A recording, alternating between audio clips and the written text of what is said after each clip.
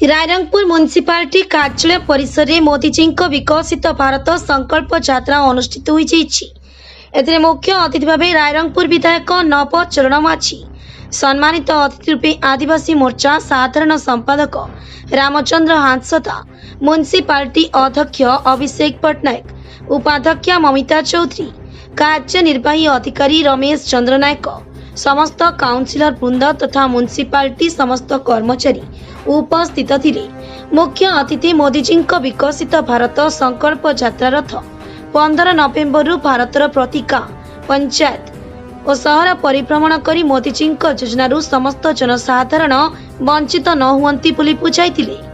केंद्र सरकारक आवास योजना, किसान विकास योजना, चाउल योजना, जनधन योजना, उज्ज्वला योजना, आयुष्मान भारत योजना, स्वच्छ भारत योजना, स्वच्छ जल योजना आदि योजनारू लोके उपकृत होई परुछंती। एहा द्वारा लोके गरीब ठारू आर्थिक स्वच्छल होई परिछंती बोली मत व्यक्त करथिले। से पुणी जोर दे कहिथिले मोदीजी भारतवासी को बारंबार कहि आछंती सबका साथ सबका विकास।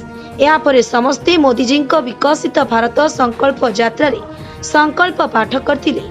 उक्त भव्य कार्यक्रम रे समस्त हिताधिकारी, स्थानीय जनसाधारण, आशाकर्मी, स्वास्थ्यकर्मी, रायरंगपुर डाक्तरखानार मेडिकल टीम, स्वयं सहायक गोष्ठी, डुडा टीम और गणेश गैस कर्मचारी गण प्रमुख जोग देथिले।